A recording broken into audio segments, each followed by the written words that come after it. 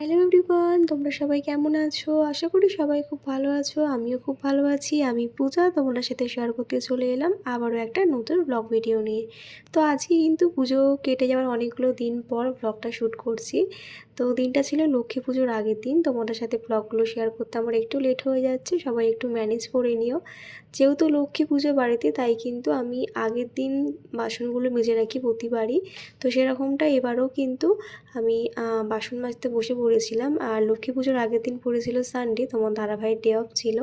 তো সেরকম একটা কাজের চাপ ছিল না, তাই কিন্তু লক্ষ্মী পুজো যত বাসন ছিল সেইগুলো নিয়ে কিন্তু আমি এখানে বসে পড়েছি। এর আগে কিন্তু সকালে স্নান টান করে আমার ঠাকুর দেওয়া হয়ে গেছিলো। আর দেখবে বাড়ির বাসন মাজা থাকলে কিন্তু অনেক বড় একটা কাজ এগোনো থাকে। তো বাসনগুলো তো এখানে মেজে নিয়েছি। আর বাসনগুলো কিন্তু দুদিকে, একদিকে কাঁস পিতলের বাসন, একদিকে স্টিলের বাসন, সেইগুলো এখানে জল ঝরাতে বসিয়ে দিয়েছিলাম। এর মাঝে অনেকটা কাজ করে নিয়েছি মামামের খাবার টাবার বানিয়ে। তারপরে কিন্তু আমি, মাম্মাম আর তোমার দাদাভাই মিলে একটু বেরিয়ে পড়লাম।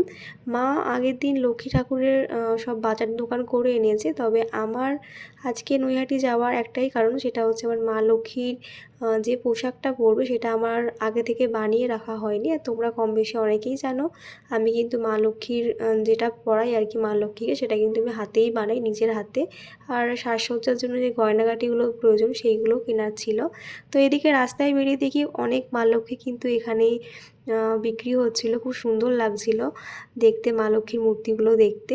তো সেগুলো দেখতে দেখতে চলে এলাম হচ্ছে অরবিন্দ রোডে। আর এদিকে কিন্তু আমাদের বড়মার প্যান্ডেলও হয়ে গেছে। বড়মার খুঁটি পুজো আছে কালকে। লক্ষ্মী পুজোর দিন কিন্তু বড়মার খুঁটি পুজো হয় প্রতি বছরই। তো সেরকমটা এবছরও হবে। দেখো কত ভিড়, আর কদিন পরে কিন্তু এই রাস্তায় ঢোকাই যাবে না, এতটাই ভিড় হবে। তো আমাদের রানিমা আসার কিন্তু আর কয়েকটা দিনই বাকি। তো দেখো কাঠামোটা ওখানে সেট করে রাখা আছে, শুধু পুজোটা হবে কালকে, লক্ষ্মী পুজোর দিন পুজো হবে। আর এদিকে দেখো মায়ের মন্দির এখনও অবধি খোলা। কালী পুজো চলে আসলে কিন্তু মায়ের মন্দির তখন আর পুজো নেওয়া হয় না। যাই হোক, তারপরে আমি চলে আসলাম এই পাড়ের দোকানে, যেখান থেকে আবার মা লক্ষ্মীর লেস বা কাপড়টা কিনবো। কাপড়টা একটা আলাদা দোকান দিয়ে কিনতে হয়েছিল, এইখানে পাইনি, এখান থেকে শুধু লেসটা নিয়েছিলাম। তারপরে চলে এলাম হচ্ছে দশকর্মার দোকানে, যেখান থেকে মা লক্ষ্মীর জন্য জুয়েলারি, মা লক্ষ্মীর চুল, সেইগুলো নেওয়ার ছিল, সেইগুলো এখান থেকে নিয়ে নিলাম। আর এত কস্টলি যে কি বলবো, প্রচুর কস্টলি, জিনিসপত্রের দাম প্রচুর। এইটুকু জিনিস দেখতে হলে কি হবে, এগুলোর দাম কিনতে অনেকই। যাই হোক, মা লক্ষ্মীকে তো বছরে একবারই সুন্দর করে সাজিয়ে তুলবো, তাই কিন্তু মা লক্ষ্মীর পছন্দে ম্যাচিং করে সব জুয়েলারি আমি কিনেছি। আশা করি তোমরা মা লক্ষ্মীর লুকটা দেখেও নিয়েছো যারা আমার ফেসবুক বা ইউটিউবে আছো। তো আমার ব্লগটা একটু শেয়ার করতে দেরি হয়ে গেল, তো তোমাদের সাথে সবটাই শেয়ার করি, তাই এগুলো একটু শেয়ার করে নিলাম। তারপরে এখানে এসে কিন্তু আমরা বৃষ্টিতে আটকে পড়েছিলাম, জোরে বৃষ্টি এসে গেছিলো। তো মামামকে নিয়ে যেহেতু এসেছিলাম তাই আর ভিজে যাইনি, একটু ওয়েট করার পরে কিন্তু আমরা বেরিয়েছিলাম। এদিকে দেখো মামামের মাথায় তো এটা বেঁধে নিয়েছিলাম। বৃষ্টি আসার কারণে কিন্তু আমরা একটু ওয়েট করার পরে, বৃষ্টিটা থেমে যাওয়ার পরে আমরা বেরিয়েছিলাম। আর এদিকে দেখো বড়মার মন্দিরে কত ভিড়, এখন অনেকেই পুজো দিতে এসেছে, যেহেতু কালী পুজোর কদিন পুজো না দেওয়া বন্ধ থাকবে আর কি। তারপরে কিন্তু আমরা বেরিয়ে পড়লাম বাড়ি যাওয়ার উদ্দেশ্যে।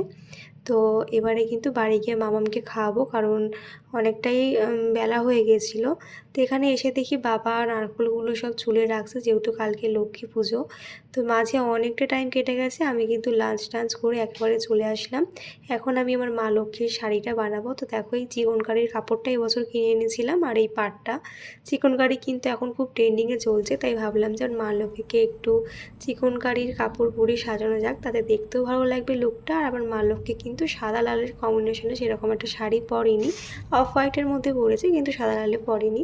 তাই কিন্তু এবার ঠিক করলাম যে সাদা লালেরই একটা কাপড় পরাবো মা লক্ষ্মীকে। তো আমার ভাবনাটা কিন্তু পুরো ফুলফিল হয়েছে তোমার দাদাভাইয়ের জন্য।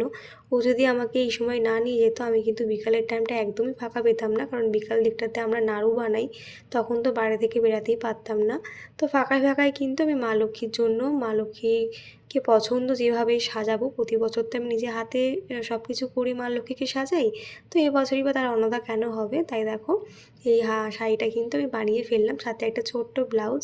তোমাদের কেমন লেগেছে মা লক্ষ্মীর এই শাড়িটা অবশ্যই জানিও। অনেকেই আমাকে বলেছে খুব সুন্দর হয়েছে, তবুও তোমরা জানিও আমি কিন্তু সবটাই নিজের হাতে বানিয়েছিলাম। তারপরে কিন্তু সন্ধেবেলায় চলে আসলাম সন্ধেবাতি দিয়ে এখানে ডেকোরেশন করব বলে।